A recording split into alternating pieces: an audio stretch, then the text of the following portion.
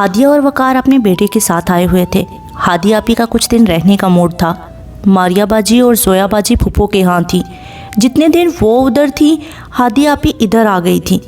وقار بھائی آئے تو صرف چھوڑنے تھے، لیکن مومانی کے بار بار اصرار پر وہ رات ٹھہرنے کا پروگرام بنا بیٹھے تھے۔ کچھ سنڈے تھا، کام بھی کچھ نہ تھا، سو اگلے دن صبح صبح رخصت ہونے کا ارادہ تھا۔ مغرب تک ان کے گھر میں کافی چہل پہل رہی تھی۔ مغرب کے بعد اچانک ہی اپنے گھر عثمان اور زباریہ کو دیکھ کر سبھی حیران ہوئے تھے۔ سلام دعا، آنے نہ جانے کے گلے شکوے، کتنی دیر تک یہی باتیں ہوتی رہی تھی۔ رات کے کھانے کے بعد چائے کا دور چلا تھا۔ زریش سب کو چائے سرو کر رہی تھی۔ سب کو دیکھ کر وہ اپنا کپ لے کر بھابھی کے پاس آ بیٹھی۔ اسٹڈی کے علاوہ اور کیا کرتی ہو تم دونوں؟ ان کے دائیں بائیں دونوں ہی تھی، سو دونوں سے ہی اس نے پوچھا تھا۔ کرنا کیا ہے، کالج سے آنے کے بعد کچھ آرام کیا جاتا ہے۔ نوشی یاسمین اور ماما کے ساتھ کچن کے کاموں میں لگ جاتی ہے۔ میرا موڈ ہوتا ہے تو میں ہاتھ بٹا دیتی ہوں، ورنہ ادھر ادھر ہی چکراتی رہتی ہوں۔ کبھی تایا ابو کے ہاں چلی جاتی ہوں۔ بس اپنی تو یوں ہی گزر رہی ہے۔ زریش نے لاپرواہی سے کندھے اچکائے تھے۔ اور چچی جان، نوشی کے سسرال والے کیسے ہیں؟ کب تک شادی متوقع ہے؟ زباریہ بھابھی کتنے عرصے کے بعد کراچی آئی تھی، سو ہر ایک کے متعلق دریافت کر رہی تھی۔ دیکھتے ہیں کیا کرتے ہیں، اچھے لوگ ہیں۔ ذاتی طور پر تو پہلے ہی خاصے مراسم تھے۔ ستارہ کی شادی کے بعد رشتہ داری بھی ہو گئی تھی۔ اب تو نوشی کی سسرال ہے، بہت اچھے سلجھے ہوئے لوگ ہیں۔ شادی پر وہ لوگ تو زور دے رہے ہیں، ہم ہی ابھی ٹال رہے ہیں۔ کیوں؟ پاپا، عثمان بھائی اور وقار بھائی تینوں ٹی وی کے سامنے بیٹھے باتوں میں مصروف تھے۔ وہ سب ان سے کافی دور ہٹ کر بیٹھی ہوئی تھی۔ نوشی ابھی اسٹڈی میں مصروف ہے۔ ہادی کی بھی کم عمری میں شادی کر دی تھی، ابھی گریجویشن مکمل نہیں ہوئی تھی کہ شادی کی ذمہ داری ڈال دی۔ وہ تو وقار ہیلپنگ شوہر تھا، کچھ عرصہ صبر کیے رہا۔ آرام سے ہادی نے ایگزامز دیے تھے اور اس کے بعد ہی ہادی گھریلو کاموں میں الجھی تھی۔ اللہ نے قسمت اچھی لکھی ہے، بیٹا بھی جلدی ہو گیا، مگر نوشی کے ساتھ یہ سب نہیں دہرانا چاہتے۔ آرام سے گریجویشن کے ایگزامز دے، پھر دیکھیں گے، ماما نے تفصیلی کہا تھا۔ ہادی ہنسی جبکہ نوشین جھمپی رہی۔ اور کیا، یہ میرا ہی ماما کو مشورہ تھا، ورنہ شادی کے بعد شوہر صبر کہاں کرتے ہیں، اور دوہرے کام بھی کرو، شوہروں کو بھی راضی کرو اور پڑھائی بھی ہو۔ زریش اور نوشی خاموش ہی رہیں کہ گفتگو ہی ایسی تھی۔ بھابھی، آپ پھپھو کے ہاں جائیں گی؟ زریش نے پوچھا تو وہ اس بات میں گردن ہلا گئی۔ ہاں، ارادہ تو ہے، پھر پورے 1 ہفتے کے لیے آئے ہیں، سبھی سے مل کر جاؤں گی۔ حمزہ کو ہی لے آتے، کتنا عرصہ ہو گیا ہے اسے دیکھے ہوئے، تب تو 3 ماہ کا تھا، اب تو بڑا ہو گیا ہوگا۔ نوشین کی بات پر زباریہ نے گردن ہلائی۔ 7واں منتھ چل رہا ہے، بڑا ایکٹیو ہو گیا ہے، بڑا خیال رکھتی ہوں اس کا۔ پھر میری ماما کا گھر بھی نزدیک ہے، ڈیوٹی آورز میں ماما کے ہاں بھیج دیتی ہوں۔ مجھ سے زیادہ تو وہ ماما لوگوں سے اٹیچ ہے، بڑا شرارتی ہے، ذرا تنگ نہیں کرتا۔ عثمان بھی بڑی تعریف کرتے ہیں، بس لانا چاہ رہی تھی مگر ماما نے منع کر دیا کہ خواہ نظر لگ جائے گی۔ ہے بھی تو بڑا پیارا سا۔ زباریہ کی بات پر سبھی مسکرا دیں۔ جب ماں باپ اتنے پیارے ہوں تو بچے بھی پیارے ہی ہوتے ہیں۔ آپ نے طیب کو دیکھا ہے، کیسا تیز ہے، پورے 1 سال کا ہے۔ پھپھو تو ہر وقت اسے ساتھ رکھتی ہیں، میرے سے زیادہ وہ پھپھو سے اٹیچ ہے۔ ہادی اپنے بیٹے کا بتا رہی تھی، جو تھوڑی دیر پہلے ہی سویا تھا۔ ہادی آپا اسے کمرے میں لٹا آئی تھی، اسی لیے تو وہ آرام سے بیٹھی ہوئی تھی۔ اور چچی جان، آپ سنائیں باقی خاندان والوں کی، کیسی ہیں سب، خاص طور پر کیسرا خالہ وغیرہ؟ زباریہ نے پوچھا تو کیسرا کے نام پر شائستہ کا موڈ بگڑا۔ ٹھیک ہے سبھی؟ زباریہ نے پوچھا تو کیسرا کے نام پر شائستہ کا موڈ بگڑا۔ ٹھیک ہے سبھی، آتی رہتی ہیں سبھی کے ہاں، البتہ کیسرا کے ہاں کم ہی جاتی ہوں، ادھر ادھر آتے جاتے ملاقات ہو جاتی ہے۔ کیسرا کی طبیعت ہی ایسی ہے کہ میرا جی خراب ہونے لگتا ہے اسے ملتے ہوئے، خود ہی کوشش کرتی ہوں کہ کم ہی سامنا ہو۔ انہوں نے صاف صاف کہا تھا۔ آتی رہتی ہیں ہمارے ہاں تو، پھپھو اور ان کا ہر بار کسی نہ کسی بات پر معاملہ خراب ہی ہو جاتا ہے، اور ہر بار اب نہ آنے کی قسم کھا کر جاتی ہیں، مگر پھر آ جاتی ہیں۔ حوصلہ ہے کیسرا خالہ کا، سارے خاندان کی خبر رکھتی ہیں۔ ادھر کیا ہو رہا ہے، تایا جان کے ہاں کس کی کس سے لڑائی ہوئی ہے، ماموں وغیرہ سب کے سلسلے میں ان کی معلومات بڑی اپ ٹو ڈیٹ ہوتی ہیں۔ کبھی کبھار تو مجھے ان پر بڑی حیرت ہوتی ہے۔ چل تو چل والی طبیعت ہے ان کی ایمان سے، ہادیہ اپنے تفصیلی جواب دیا تھا۔ اور ان کی بیٹی کیا نام ہے اس کا؟ ہاں، فوزیہ، وہ کیسی ہے؟ اپنی شادی پر دیکھی تھی، تب سرسری نظر ڈالی تھی۔ اس کے بعد کیسرا خالہ کے ہاں جانے کا اتفاق ہی نہیں ہوا۔ عثمان خود بھی ان سے پہلو بچاتے ہیں۔ اب سامان کے سلسلے میں اس کا نام سن کر اسے دیکھنے کا اشتیاق ہو گیا ہے تو اچھی، خوبصورت، ایجوکیٹڈ، طبیعت بھی ٹھیک ہے، مگر غصے کی تیز ہے۔ سامان احمد سے قطعی مختلف، اور پھر اس کا ذہن بھی سامان سے نہیں ملتا۔ بڑا فرق ہے دونوں میں، خاص طور پر کیسرا خالہ کی بڑی مانتی ہے، اور یہ کیسرا خالہ کیسی ہیں یہ تو آپ اچھی طرح اندازہ لگا چکی ہوں گی۔ ہادی آپا نے ہی بتایا تھا۔ زباریہ نے سر ہلایا۔ آج کل ماریہ باجی کی نند صبا جس یونیورسٹی میں M.Com کر رہی ہے وہیں فوزیہ بھی ہوتی ہے، بتا رہی تھی۔ ماریہ باجی کے بقول صبا یونیورسٹی کے ایک لڑکے سے اس کا افیئر چل رہا ہے، اکثر ہوٹلنگ کرتے دکھائی دیتی ہیں۔ کیسرا خالہ بھی جانتی ہیں، مگر جان بوجھ کر سامان احمد کے سر مننے کو تیار ہیں۔ ہادی آپا کی یہ نئی تازہ دی جانے والی انفارمیشن پر زرش نے نوشی کو دیکھا۔ ہو سکتا ہے ایسی ہی بات ہو، مگر ہمیں کیا؟ تم کیسرا کے معاملے میں چپ ہی رہا کرو، کچھ بھی مت کہا کرو۔ کیسرا جانے اور اس کی بیٹی، ماما نے ہادی آپا کو ٹوک دیا تھا۔ خواہ مخواہ ہم پر الزام آ جائے گا، پہلے ہی کوئی قصور نہیں، ساری عمر سے سزا کاٹ رہے ہیں۔ شائستہ کی آواز رندی تھی، پھر انہوں نے قابو پا لیا۔ ایک دم ماحول عجیب سی کثافت کی زد میں آ گیا تھا۔ ہادی آپا، اس رات جب سامان بھائی ہمیں چھوڑنے آئے تھے نا، اور آئس کریم بھی کھلائی تھی، اس جگہ پر ہم نے فوزیہ باجی کو دیکھا تھا۔ ان کے ساتھ ایک لڑکا بھی تھا، کافی اٹریکٹیو پرسنالٹی تھی۔ سامان بھائی نے بھی دیکھا تھا، حیران ہوئے تھے۔ ہم نے تبصرہ کیا تو ہمیں ٹوک گئے، لیکن وہ بالکل اجنبی آدمی تھا، اور رات کے 10 کے قریب دونوں وہاں تھے۔ ہے نا حیرت کی بات؟ نوشی نے بتایا تھا۔ ہادی کے ساتھ زباریہ بھی چونکی، جبکہ ماما نے نوشی کو گھورا۔ وہ نوشی وغیرہ کے منہ سے پہلے ہی سارا قصہ سن چکی تھی۔ چھوڑو اس بات کو، ہمیں کیا؟ پرائی لڑکی کے متعلق ہم کیوں اندازے لگائیں؟ رات کے اس پہر یقیناً ماں باپ کے علم میں ہوگا ہی کہ ان کی اولاد کہاں ہے۔ ہو سکتا ہے وہ لڑکا اس کے لیے اجنبی نہ ہو۔ نوشی، تم لوگ آپ اس بات کو کسی اور کے سامنے مت کہہ دینا، خواہ مخواہ ایک نیا عذاب کھڑا ہو جائے گا۔ ہماری بات تو جنگل میں آگ کی طرح پھیلتی ہے، چاہے وہ طاہرہ کی بات ہو یا ہماری۔ انہوں نے فوراً منع کیا تھا۔ نوشی سر جھکا گئی۔ ویسے ماما یہ زیادتی ہے۔ طاہرہ خالہ پٹ سے کسی کی بھی اولاد کے متعلق کوئی بھی بیان جاری کر دیتی ہیں۔ اپنی اولاد سے متعلق انہیں کچھ ہضم نہیں ہوتا۔ ہمارے تینوں گھروں سے متعلق کوئی بھی بات ہو وہ اشتہار بنا دیتی ہیں، اور اپنی بات قبر کے ہول میں بھی کھلنے نہیں دیتی۔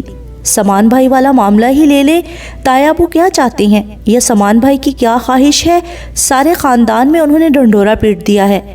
چلو یہیں تک بات رہتی تو ٹھیک تھا، انہوں نے تو حد کر دی۔ تائی امی کو 1 منٹ کے لیے پرسکون ہونے نہیں دیا۔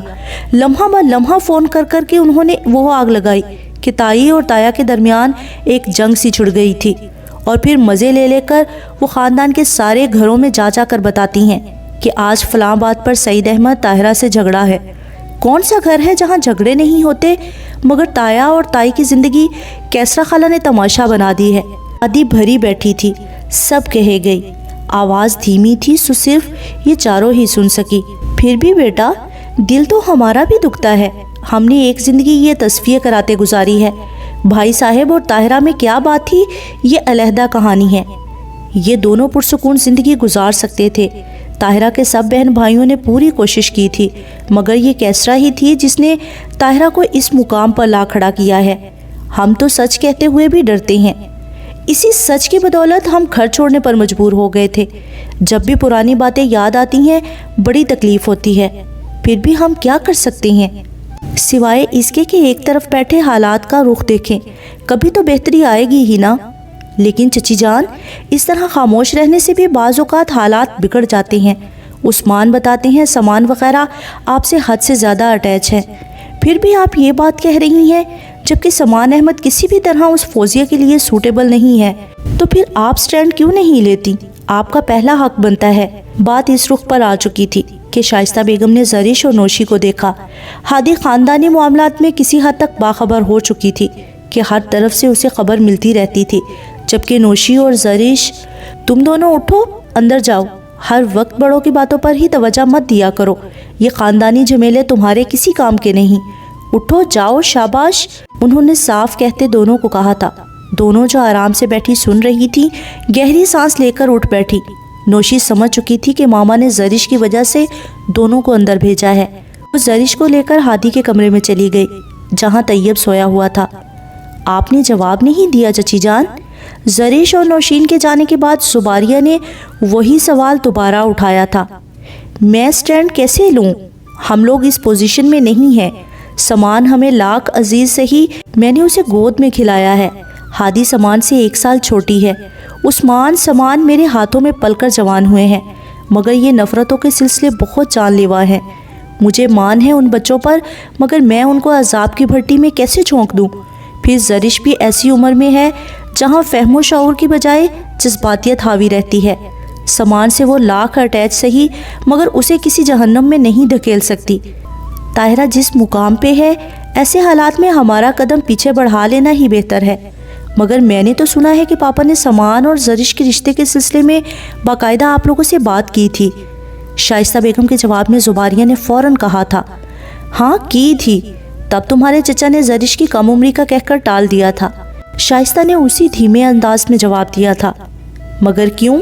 मुझे तो ये भी बताया गया है कि उस्मान की दादी जान की भी यही ख्वाहिश थी कि उस्मान या समान में से किसी एक की आपके किसी एक बेटी से शादी हो। चलो हादी और नौशी की बात ही दूसरी थी। उस्मान की मेरे साथ कमिटमेंट थी, लेकिन समान और जरिश के मामले में सोचा तो जा सकता था ना। ज़रूर सोचते बेटा, अगर ताहिरा खुद आकर पूरी इज्जत व शान और दिली आमादगी से हमारी बेटी के लिए बात करे तो, वरना जरिश हमें भारी नहीं। अभी पढ़ रही है, पहले तालीम मुकम्मल करेगी, फिर उसकी शादी का भी सोचेंगे। अभी तो उसे ज़िद्दें करने और अपनी बात मनवाने से ही फुर्सत नहीं, वो घरदारी खाक करेगी। जुबारिया ने हादी को देखा जिसका चेहरा मुतमईन था, जैसे वो अपनी मम्मा से 100% इत्तेफाक करती हो। चलिए इस पॉइंट को भी जाने देते हैं, मगर अगर कभी समान अहमद ने खुद आपसे जरिश के लिए बात की तो फिर क्या कहेंगी? जुबारिया ने वो बात कह दी थी जो उन्होंने कभी सोची भी नहीं थी। उस्मान समान की तरबियत मेरे हाथों से हुई है। उनकी निगाह बदलने से ही मैं उनके अंदर का मौसम पढ़ लेती हूँ। मैं जानती हूँ समान जरिश में दिलचस्पी रखता है। उसने ज़ुबान से कभी इजहार नहीं किया और ना ही वो मेरे सामने इजहार करेगा। अपने बच्चों को मैं अच्छी तरह समझती हूँ, उनके अंदर एतमाद था। जुबारिया देख कर रह गई। और अगर कभी समान ने जरिश से इजहार कर दिया तो फिर? उस बात पर हादिया और शाइस्ता बेगम दोनों उलझ कर रह गई थी। बड़ों के मामले में ये कह लें कि समान उनका अदब लिहाज करके खामोश रहेगा, और अगर जरिश को अपने दिल की बात बताकर वो राज़ी कर ले तो फिर भी आप यही कहेंगी? जुबारिया ने दोनों को शशोपंच में डाल दिया था। जज्बे बेलगाम होते हैं, उन पर बंद नहीं बांधे जा सकते। और फिर समान अहमद जिस जज्बे का असीर है उसमें तो और भी मुश्किल है। जरिश कम उम्र जज्बाती ज़रूर होगी, मगर चाहे जाने की ख्वाहिश हर लड़की में फितरी होती है। और जब समान अहमद जैसा हर लिहाज से मुकम्मल इंसान किसी की ख्वाहिश करे और वो वजूद लाइलम भी ना रहे, तो मेरा नहीं ख्याल कि जरिश का जहन उस हकीकत को कबूल करने से इनकार करेगा। मोहब्बत, चाहत ऐसे जज्बात हैं जिन्हें मजबूरन किसी के दिल में पैदा नहीं किया जा सकता। ये जज्बे खुद आगे बढ़कर अपना आप मनवा लेते हैं, और कभी समान के जज्बों ने जरिश से अपना आप मनवा लिया तो फिर? जुबारिया सवालिया निशान बनी बैठी थी। शाइस्ता बेगम के पास कोई भी जवाब नहीं था। वो निगाहें फेर गईं। कुछ देर बाद उन्होंने सर उठाया था। ज़ुबान के अलावा जुबारिया की आंखों में भी यही सवाल था। तो फिर उस मुकाम पर ताहिरा को ज़िद तोड़ना होगी। मेरी बेटी को वही इज़्ज़त, वही मुकाम और मान देना होगा जो उसका हक होगा, जो बाहसियत बहू वो डिज़र्व करती होगी। मुझे समान अजीज़ है, लेकिन कोई भी माँ अपनी औलाद को अपने हाथों से कुएं में धकेल नहीं सकती। ताहिरा को खुद आकर हमसे जरिश को मांगना होगा। पिछले तमाम हवाले भुलाकर उसे नए रिश्ते इस्तवार करने होंगे, वरना कुछ भी मुमकिन नहीं। जुबारिया मुस्कुरा दी थी। चलें जी, मेरी दुआ है कि अल्लाह बेहतर करे। ये मोहब्बतों चाहतों की बातें हैं, ऐसे रिश्तों में यही जज्बे अच्छे लगते हैं। अल्लाह हालात संवारे। फ़िलहाल तो मेरा ख्याल है कि पापा इस बात को दबा गए हैं। उनका ख्याल है कि जरिश अभी अपनी तालीम मुकम्मल कर ले, जब हालात साजगार होंगे तो वो अपना हक भी इस्तेमाल कर लेंगे। बस आप लोग तैयारी करें, मुझे लग रहा है कि इंशाल्लाह हालात बदलेंगे। जुबारिया बहुत मुतमईन थी, बहुत पुरउम्मीद और आसूदा हाल। शाइस्ता ने एक गहरी सांस ली थी, दिल ही दिल में आमीन कहा था। समान उन्हें किस हद तक अजीज़ था, काश वो जुबारिया को बता सकती। रज़ा बीमार था, ذہنی طور پر وہ اس قدر اپسیٹ تھا کہ بستر کا ہو کر رہ گیا تھا۔ 2-3 دنوں میں ہی وہ نچڑ کر رہ گیا۔ زبیدہ بیگم ہر کسی سے اس کی بیماری کی وجہ چھپا گئی، مگر وہ اور رمشا جانتی تھیں کہ رضا کس طرح زبیدہ کی سختی سے انکار پر ٹوٹا ہے۔ اسے نویرا چاہیے۔ زبیدہ بیگم حمید صاحب سے بات کریں، اس کی ایک ہی ضد تھی، لیکن زبیدہ بیگم کو اسے چپ کرانے اور زبان بند کرنے کے لیے کیا کیا جتن نہیں کرنے پڑ رہے تھے، مگر رضا کسی بھی طرح مان نہیں رہا تھا۔ وہ اتنا ضدی نہیں تھا، مگر اس مقام پر آ کر اس کی ضد حد سے گزر رہی تھی۔ رضا، بند کرو اپنی یہ ضد، آنے والا وقت تمہیں دکھائی نہیں دے رہا، مگر میری جان نکل رہی ہے۔ تمہارا باپ تمہیں اور مجھے گھر سے نکال دے گا، پھر مانگتے رہنا نویرا کو۔ اگر ایسا کچھ ہوا تو کچھ کھا کے مر جاؤں گی میں۔ وہ اسے ہر طرح سے سمجھا بجھا چکی تھی۔ اس وقت بھی رات کے اس پہر اس کی وہی ضد تھی کہ حمید صاحب اور خاندان والوں سے بات کرے۔ زبیدہ کو ایک دم غصہ آیا تھا تو سب کہہ دیا۔ اس وقت کمرے میں صرف وہ دونوں تھے۔ دیکھ رضا، تیرا دماغ خراب ہوا ہے، میرا نہیں۔ اپنے باپ کو تو مجھ سے زیادہ جانتا ہے۔ سارے خاندان میں اتنا غصیلا اور تند مزاج کوئی نہیں ہے، ورنہ تو انہیں کسی بات پر غصہ نہیں آتا۔ اگر آتا بھی ہے تو پھر وہ حد کر دیتے ہیں۔ رضا چپ رہا تھا۔ کچھ بھی نہیں ہو سکتا، کچھ بھی۔ کتنی دیر بعد بولا تو کتنا مایوس تھا۔ زبیدہ کا اپنا دل کٹنے لگا۔ ہاں، کچھ بھی نہیں ہو سکتا، تو ضد چھوڑ دے۔ رمشا اتنی اچھی تو ہے، تیری ہم عمر ہے، پھر کس بات کی ضد ہے؟ بڑے بڑے لوگوں کو اس مقام پر اس عمر میں جذبات بہکا دیتے ہیں۔ وہ تیری طرح ضد تو نہیں کرتے، خود کو سنبھال لیتے ہیں۔ تو بھی خود کو سنبھال۔ میں بہکا تو نہیں ہوں، نہیں بہکا میں۔ وہ سرہانے میں منہ چھپا گیا۔ رات کے اس پہر رضا کی خراب طبیعت کے باعث وہ اس کے پاس چلی آئی تھی۔ حمید صاحب اور رمشا کب کے سو چکے تھے۔ زبیدہ نے رضا کے بالوں میں ہاتھ پھیرا۔ رمشا سے نفرت ہے مجھے، نہیں پسند وہ مجھے، وہ نفرت سے کہہ رہا تھا۔ زبیدہ لب سی گئی۔ تو مجھے رسوا کروائے گا؟ وہ روحان سی ہو گئی۔ تو نے اپنی ضد نہ چھوڑی تو میں کہہ دیتی ہوں، خدا کی قسم کچھ کھا کے مر جاؤں گی۔ دوپٹے میں منہ چھپا کر وہ پھوٹ پھوٹ کر رونے لگ گئی۔ رضا نے سرہانے سے چہرہ نکال کر ماں کو دیکھا۔ اپنی ضد میں اسے کچھ بھی تو یاد نہیں تھا، کسی کا بھی تو خیال نہیں رہا تھا، صرف اپنے دل کی مان رہا تھا۔ یہ بھی نہ سوچ رہا تھا کہ اس کی ضد سے کیا کیا طوفان آ سکتے ہیں۔ بات سن میری، آج میں تجھے سب بتا دیتی ہوں، پھر خود فیصلہ کرنا ایسے رشتے کیسے کیسے طوفان لاتے ہیں۔ اپنا چہرہ صاف کر کے وہ کہہ رہی تھی۔ رضا نے سر اٹھا کر انہیں دیکھا۔ میں اس خاندان کے لیے بالکل غیر ہوں۔ اماں کے محلے میں ہمارے گھر کے سامنے ایک حاجی غفار صاحب رہتے تھے، بڑے نیک طبیعت اور سلجھے ہوئے انسان تھے۔ 2 ہی ان کے بیٹے تھے، ساتھ ہی ان کا بھائی رہتا تھا۔ ان کے 4 بچے تھے، 3 بیٹے اور 1 بیٹی۔ تینوں بیٹے شادی شدہ تھے۔ بیٹی کا خالہ کے ہاں رشتہ طے تھا، مگر وہ اور غفار صاحب کا چھوٹا بیٹا ایک دوسرے کو پسند کرتے تھے۔ والدین کا خوف تھا، کچھ کہہ نہیں سکتے تھے۔ لڑکی تو خود کو سنبھال گئی، مگر لڑکے سے اپنا آپ سنبھالا نہ گیا۔ ادھر لڑکی کی شادی طے ہوئی، ادھر لڑکے نے گھر میں اس لڑکی کا رشتہ مانگنے کا شوشہ چھوڑ دیا۔ خاندانی لوگ تھے، زبان کا کہا ہر حال میں پورا کرنے والے۔ غفار صاحب نے بہت بیٹے کو سمجھایا، مگر بیٹے کی ضد نہ ٹوٹی۔ پھر لڑکے کی ماں بھی اس کا ساتھ دے رہی تھی۔ تھک ہار کر غفار صاحب نے چھوٹے بھائی سے بات کی۔ وہ تو سنتے ہی بھڑک اٹھے۔ ان کے تینوں بیٹے مرنے مارنے پر تل گئے۔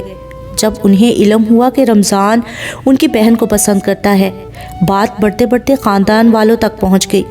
لڑکی کا قصور تھا کہ نہیں، مگر اس پر طرح طرح کے الزام لگے، اور پھر اس کی خالہ رشتہ توڑ گئی۔ غفار صاحب شرمندہ بھی تھے۔ انہوں نے دوبارہ بھائی سے بات کی تو ان کے بیٹے طیش میں آ گئے۔ کھڑے کھڑے انہوں نے اپنی بہن کو قتل کر ڈالا تھا۔ رمضان کو بھی مارنا چاہا، مگر وہ بچ گیا اور بھاگ نکلا۔ 2 گھر تباہ ہو گئے۔ کیس پولیس تک پہنچ گیا۔ دونوں خاندان پولیس سے چھپتے پھر رہے تھے۔ غفار صاحب کا بھائی اسی صدمے سے انتقال کر گیا۔ بیٹے بے گھر ہو گئے تھے اور رمضان کا کچھ پتہ نہ تھا۔ کچھ لوگ کہتے تھے کہ رمضان کو بھی قتل کر دیا گیا ہے۔ وہ بھاگ تو گیا تھا، مگر بعد میں لڑکی کے بھائیوں نے اسے ڈھونڈ کر مار دیا تھا۔ واللہ عالم۔ مگر ایک لڑکے کی ضد سے 2 گھر تو تباہ ہو گئے۔ اگر وہ صبر کر لیتا، حالات پر چھوڑ دیتا، تو ضرور اس کے لیے بہتری نکل آتی۔ مگر ہوا کیا؟ اس کی ضد نے لڑکی کی جان جو لی تو لی، پورا گھر بھی تباہ ہو گیا۔ پتہ نہیں رمضان مر گیا یا زندہ ہے۔ قاضی صاحب وہ محلہ ہی چھوڑ گئے۔ लड़की के भाई कुछ अरसा जेल में रहे और फिर दे दलाकर केस ख़त्म करवाया। अब वो भी मोहल्ला छोड़ गए हैं, कहाँ हैं कुछ इल्म नहीं। मैं बहुत छोटी थी जब ये सारा वाक़या हुआ था। फिर बड़ी हुई तो माँ बाप ने शादी कर दी। किस्मत से तुम्हारा बाप भी बेहद खुशीला मिला, मगर अच्छे हैं, गुस्सा करते हैं मगर इज्जत भी देते हैं, मगर ख़ानदान वालों के मामले में वो बेहद हसास हैं। ज़मान की बेवा वाहिदा आपा से कलाम नहीं करते कि उनके मियाँ तुम्हारे चचा के तौर तरीके ठीक न थे। ख़ानदान से बाहर अकेले अपना कारोबार शुरू किया कि वो ख़ानदान में अपने गुस्से से खुद ही खाइफ रहती हैं। ऐसे में बताओ मैं क्या करूं? तुम कहते हो कि नवेरा तुम्हारे जज्बात से बेखबर है, उसे तो कुछ पता ही नहीं। मैं कैसे उसकी साफ़ सुथरी हंसती बसती ज़िंदगी को उजाड़ने का सामान करूं? रज़ा लब भिंचे सब सुन रहा था। रमशा से तुम्हारा रिश्ता तय करते हुए उन्होंने कहा था कि मैं तुम्हें अच्छी तरह बावर करवा दूं कि तुम्हें हर हाल में रमशा से शादी करना होगी। अगर कभी तुमने इनकार किया या एतराज़ किया तो फिर मैं और तुम जाने, उनका हमसे कोई ताल्लुक़ ना होगा। उन्होंने रमशा के बाप को ज़ुबान दी थी और वो ज़ुबान पर जान देने वाले आदमी हैं। वो रो दी थी। रज़ा तब भी खामोश रहा। तुम अपने आप को संभालो, इस उम्र में बंदा बहक जाता है, मगर अक्लमंद और मुकम्मल इंसान वही है जो जज्बात को अक्ल पर हावी ना होने दे। नवेरा की अगर मैं बात कर भी लूँ मगर उस ख़ानदान में कोई नहीं मानेगा। नवेरा ने ही अगर इनकार कर दिया और तुमसे नफ़रत का इजहार कर दिया तो फिर बोलो क्या करोगे तुम? रज़ा खामोशी से आंखें बंद करके बाजू रख के करवट बदल गया। मैं नवेरा पर कोई बहतान नहीं बांध सकती। अगर मैं तुम्हारी फेवर में कह दूं कि नवेरा ने तुम पर पैमान बांधा है तो फिर मैं मुजरम होंगी कि नवेरा का किरदार, उसकी आदत, उसके इतवार ख़ानदान का हर बंदा आंखें बंद करके उसकी गवाही दे सकता है। हम छोटे हैं, ख़ानदान वाले कभी पलट कर देखेंगे नहीं। वो अब भी कह रही थी। रज़ा ने कुछ नहीं कहा। तुम्हें ये सब इसलिए बता रही हूँ कि तुम जज्बात में कोई गलत कदम ना उठा बैठो। नवेरा तुम्हारे लिए काबिल सद एहतराम है, वो नमाज की मंगेतर है। कुछ वक्त गुजरेगा वो इसी ख़ानदान की बहू होगी। तुम्हें ही अपने ऊपर बंद बांधना होंगे, वरना फिर मुझे कुछ मत कहना। मैं हर हाल में तुम्हारे बाप और ख़ानदान वालों का साथ दूंगी। रज़ा अब भी खामोश था। संभालो अपने आप को, बीमार पड़ के भी अपना ही नुकसान कर रही हो। रमशा की ज़ुबान बंद है, अगर कल को किसी के सामने उसकी ज़ुबान खुल गई ना तो फिर हाथ मलते रह जाएंगे हम। चलती हूँ मैं, आराम से सोने की कोशिश करो। मेरा बेटा बहुत समझदार है, अपनी माँ की मजबूरी अच्छी तरह समझ गया होगा। वो उसकी पेशानी पर बोसा देकर कमरे से निकल गई थी। जुबैदा के जाने के बाद रज़ा उठ बैठा। बुखार अब भी था, पाँव का ज़ख़म अब भी तकलीफ़ दे रहा था, मगर सीने में जलती आग बहुत अजियतनाक थी। अपने दिल की बात माँ के सामने आश्कार करके ना ही वो पछता रहा था और ना ही शर्मसार था, लेकिन माँ की बातें, उसकी मिन्नतें, उसकी नसीहतें। रज़ा ने बेड के क्राउन से टेक लगा ली। मर जाऊँगा अगर नवेरा से दस्तबरदार हुआ तो। वो एक बार फिर सिसक उठा। दिल पर कुछ इख्तियार ना था। ये मोहब्बत, ये जज्बे, ये चाहतों और शिद्दतों के खेल इतने अजियतनाक क्यों होते हैं? क्यों? अपने दर्द पर वो खुद ही बिलबिला उठा था। अम्मा ने चची जुबैदा के यहाँ फ़ोन किया तो पता चला रज़ा बीमार है। 3-4 दिन से मुसलसल बुखार है। रमशा भी कुछ ठीक ना थी। फ़ोन रखकर उन्होंने भाभी और नवेरा से जिक्र किया तो वो भी मुतफक्कर हुई। अम्मा ने रात को जाने का कहा था। नबील भाई शाम को घर लौटे तो अम्मा और नवेरा चचा के यहाँ जाने को तैयार थी। भाभी नहीं जा रही थी, बस नबील भाई का इंतज़ार था। ये उनके ख़ानदान का असूल था कि चाहे किसी भी घर में कोई भी बीमार हो, सभी इयादत को जाते थे, चाहे बीमारी आम नौइयत की हो या शदीद।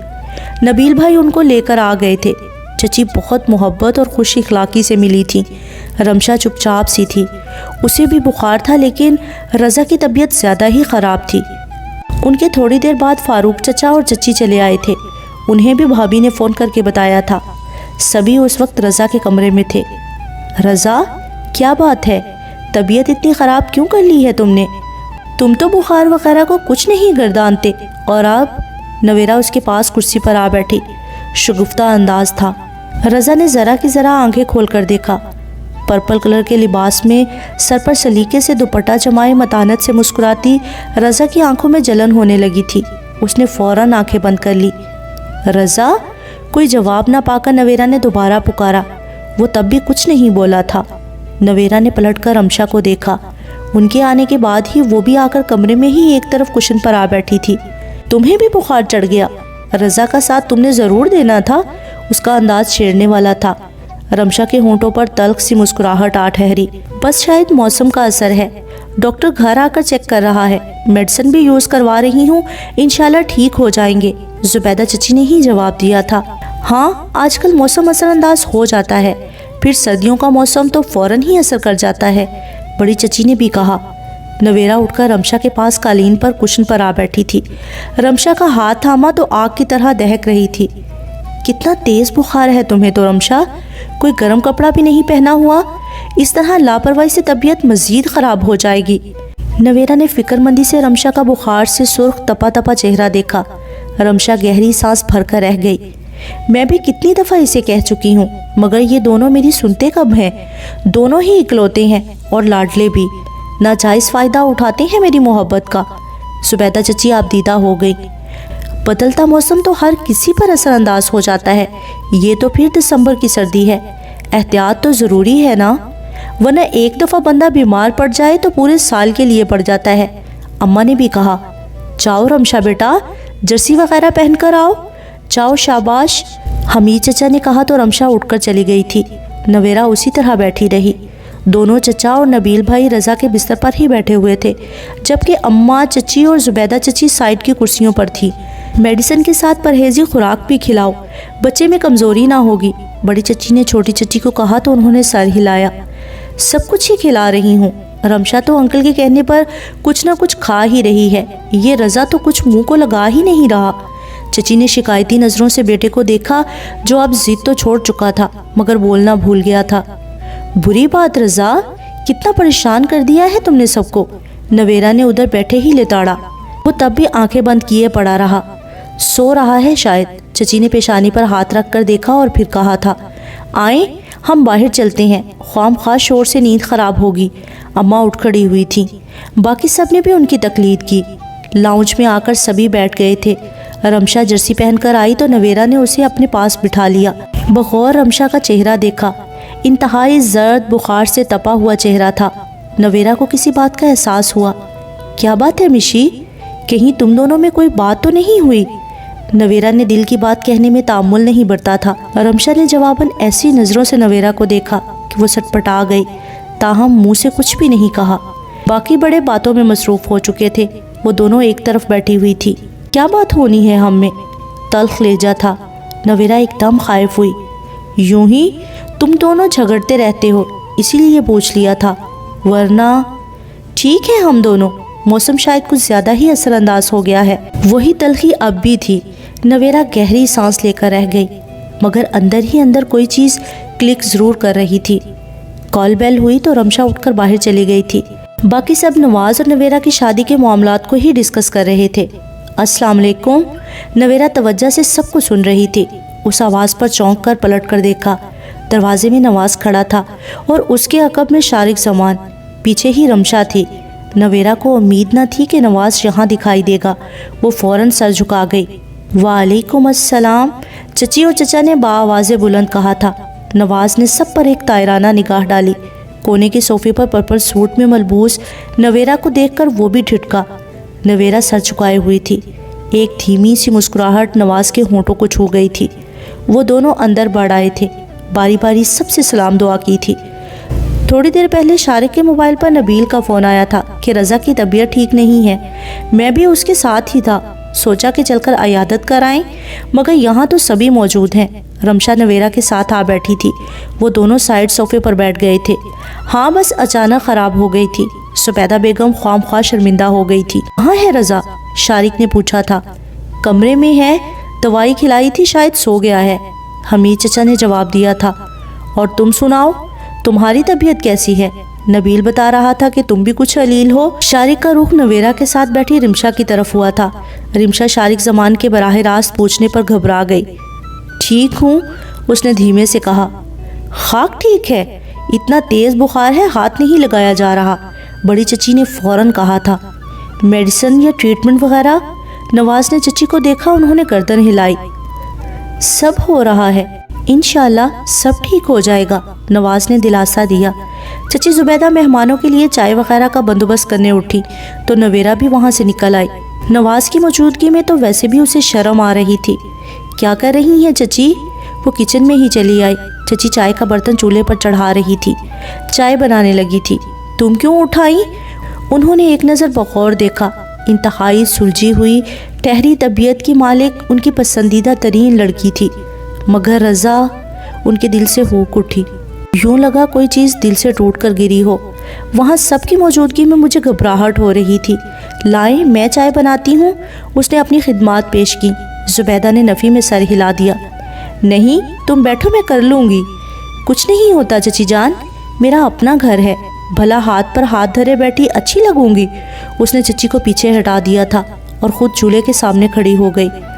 بڑا خوش قسمت ہے نواز، تم جیسی لڑکی اسے شاید ہی کہیں ملتی۔ اللہ تمہیں خوشیاں دے، چاہتے نصیب کرے، مقدر اچھا کرے۔ انہوں نے دعائیں دی تھی۔ نواز کے نام پر وہ جھینپ گئی۔ منگنی کے دوران تو نہیں، مگر دن طے ہونے کے بعد وہ لاشعوری طور پر نواز کو سوچنے لگی تھی، رمشا بھی کچھ کم نہیں ہے، بڑا خوش نصیب ہے رضا۔ یوں کہیں اس خاندان کے لڑکے بیویوں کے معاملے میں بڑے خوش نصیب واقع ہو رہی ہیں۔ اس نے بات ہنسی میں ٹالی تھی۔ چچی تلخی سے مسکرا دی۔ کاش اپنی خوش نصیبی کا یقین وہ بد نصیب بھی کر لے۔ ان کی آواز رند گئی۔ نویرا فوراً متوجہ ہوئی۔ کیا بات ہے چچی؟ دونوں میں کوئی انبن ہو گئی ہے؟ انبن ہوتی تو کوئی بات بھی تھی، مگر وہ رضا کی تکلیف، اس کی بیماری نے ان کو بہت پسماندہ اعصاب بنا ڈالا تھا۔ نویرا نے چچی کو بازوؤں کے گھیرے میں لے لیا۔ وہ سرے سے اس رشتے کو ہی اہمیت نہیں دے رہا۔ وہ تو کچھ کہتے کہتے وہ ایک دم دانتوں تلے زبان دبا گئی۔ اتنا فکر مند مت ہوا کریں، دونوں ابھی امیچور ہیں، عمر کے ساتھ ساتھ سنبھل جائیں گے، پھر دیکھیے گا رضا کیسے نہیں مانے گا، خود کہے گا۔ نویرا نے بھرپور دلاسا دیا۔ چچی نے اپنے بہتے آنسو صاف کیے، ایک نظر نویرا پر ڈالی، دھیمی مسکراہٹ لیے کتنی مطمئن اور پورے اعتماد تھی۔ خاندان کا ہیرا تھی یہ لڑکی۔ انہوں نے ٹھنڈی آنکھ بھری۔ رضا کس مصیبت میں تو نے مجھے ڈال دیا ہے؟ وہ اذیت سے سر جھکا گئی۔ نویرا چائے کی طرف متوجہ ہوئی۔ وہ دوپٹے سے چہرہ صاف کرتے فریج سے دیگر لوازمات نکالنے لگی۔ نویرا نے چائے بنا کر چائے دانی میں ڈالی۔ چچی ٹرے میں سب کے لیے کپ رکھ چکی تھی۔ ٹرے سے جا کر وہ باہر نکلی تھی۔ تم بھی آ جاؤ، سب کے ساتھ بیٹھ کر چائے پی لو، نکلنے سے پہلے نویرا سے کہا۔ وہ سر ہلا گئی۔ چچی زبیدہ چلی گئی تھیں اور وہ یوں ہی کھڑی رہی۔ نواز کی موجودگی میں وہ اندر جانے سے جھجک رہی تھی۔ منگنی سے پہلے یا بعد میں آمنے سامنے آنے کی کوئی روک ٹوک نہ تھی، مگر اب دن طے ہو جانے سے ایک پردہ خود بخود درمیان میں آ ٹھہرا تھا۔ وہ سٹول گھسیٹ کر بیٹھ گئی۔ 5 منٹ بعد رمشا 2 کپ تھامے چلی آئی۔ آپ یہاں کیوں بیٹھی ہوئی ہیں؟ ایک چائے کا مگ اسے تھما کر اس نے پوچھا تھا۔ یوں ہی، اندر سبھی تھے، بس دل نہیں مانا اندر جانے کو، سپ لیتے اس نے سرسری کہا تھا۔ یوں کہیں نواز بھائی کی موجودگی میں اندر جانا نہیں چاہ رہی۔ رمشا کی بات پر جھینپ گئی۔ یہ بھی بات ہے، مجھے نہیں علم تھا کہ اس طرح آمنا سامنا ہو سکتا ہے، ورنہ میں نہ آتی۔ خاندان میں یہ سب تو چلے گا ہی، جب تک شادی نہیں ہو جاتی آپ کب تک چھپیں گی؟ کہیں نہ کہیں تو آمنا سامنا ہو ہی جائے گا۔ جس طرح آج رمشا قدرے خوشگوار موڈ میں تھی، سو ہلکی پھلکی باتیں کر رہی تھی۔ نویرا مسکرائی۔ مگر پھر بھی مجھے احتیاط تو کرنی چاہیے۔ وہ مسلسل چائے کی سپ لے رہی تھی۔ رمشا نے بغور نویرا کا چہرہ دیکھا، سرخی مائل بھرا بھرا چہرہ، گہری کالی اور سنجیدگی سے مسکراتی آنکھیں، اور ان پر سایہ فگن لمبی پلکیں، سلیقے سے سر پر جمایا دوپٹہ۔ ایک لمحے کو رمشا خود بھی مبہوت رہ گئی تھی۔ نویرا کی خوبصورتی میں نہ جانے کون سی ایسی ادا تھی جو دیکھنے والے کو ایک لمحہ بغور دیکھنے پر مجبور کر دیتی تھی، جیسے وہ خود آنکھ جھپکنا بھول گئی تھی۔ وہ بے دہانی سے کپ پر انگلی پھیرتی گئی۔ کیا بات ہے، اتنی محویت سے کیا دیکھ رہی ہو؟ اپنے چہرے پر رمشا کی نگاہ کا رقص محسوس کر کے اس نے مسکرا کر پوچھا تھا۔ آپ بہت خوبصورت ہیں، وہ کہہ رہی تھی۔ نویرا ہنس دی۔ اس لیے تم اتنے غور سے دیکھ رہی تھی؟ ہنسی روک کر اس نے رمشا کو دیکھا جو بہت سنجیدہ تھی۔ نہیں، میں دیکھ رہی ہوں کہ اس قدر خوبصورتی تو خدا نے مجھے بھی دی ہے۔ آپ میں ایسی کیا خاص بات ہے جس کا خاندان کا ہر فرد معترف ہے؟ انتہائی سنجیدگی سے وہ پوچھ رہی تھی۔ نویرا نے حیرت سے دیکھا۔ رمشا کی آنکھوں میں کوئی انجانا احساس کروٹیں لے رہا تھا۔ وہ سمجھ نہ پائی۔ پاگل ہو تم، کوئی خاص بات نہیں ہے، میں تو ایک عام سی خدا کی مخلوق ہوں، تمہاری طرح یا شاید تم سے بھی کم درجہ، اس نے انکساری سے کہا تھا۔ رمشا نفی میں سر ہلا گئی۔ نہیں، اگر مجھ سے کم درجہ ہوتی تو کبھی اس قدر اہمیت کی حامل نہ ہوتی، کوئی آپ کے لیے مجھے یوں ریجیکٹ نہ کرتا۔ لفظ تھے کہ کیا تھے، نویرا ہکا بکا رہ گئی۔ رمشا مکمل حواسوں میں تھی یا بے حواس تھی، نویرا کچھ نہ سمجھ پائی۔ مذاق نہیں کرو یار، کیوں ایسی الجھی الجھی باتیں کر رہی ہو؟ مجھے ایک لفظ نہیں پلے پڑا، نویرا نے کہا تھا۔ رمشا کے اندر ایک تند خیز لہر اٹھی تھی، جی چاہا کہ ایک دم نویرا کو کھری کھری سنا دے، مگر رمشا لب بھیج کر کاؤنٹر سے پش لگا کر کھڑی ہو گئی۔ رضا مجھے ریجیکٹ کر چکا ہے، وہ تو شروع سے ہی ریجیکٹ کرتا آیا تھا، مگر اس کی آواز رند گئی اور پھر مسلسل آنسو بہتے چلے گئے۔ نویرا کی سمجھ میں نہ آیا کہ کیا کرے، کس طرح اسے تسلی اور تشفیق کے الفاظ کہے۔ پلیز رمشا، بی بریو، کچھ نہیں ہوتا، دیکھنا اس لڑکے کو کیسے سیدھا کرتے ہیں ہم لوگ۔ تمہیں آج رلا رہا ہے تو دیکھنا معافیاں بھی مانگے گا، اس نے دلاسا دیا۔ رمشا نے اپنی آنسو صاف کر لیے۔ نویرا کو دیکھا، وہ محبت و شفقت سے دیکھ رہی تھی۔ رمشا دیکھے گئی، کتنا خار کھاتی تھی وہ نویرا سے، کتنا غلط سوچتی تھی وہ اس کے بارے میں۔ دل چاہتا تھا کہ وہ سامنے ہو تو منہ نوچ لے، چیخ چیخ کر بے عزت کر کے دھتکار دے، مگر کچھ بھی تو نہیں کر پاتی تھی۔ نویرا سامنے ہوتی تھی تو رمشا لفظ بھول جاتی تھی، بہت چاہنے کے باوجود نفرت سے بے عزتی نہ کر پاتی تھی، بہت خواہش کے باوجود منہ نہ نوچ پاتی تھی۔ اور رضا، وہ اس پر مرتا تھا، وہ اس کے لیے مرتا تھا، وہ اس کے لیے بخار میں تپ رہا تھا، وہ اس کے لیے مجنوں بن رہا تھا۔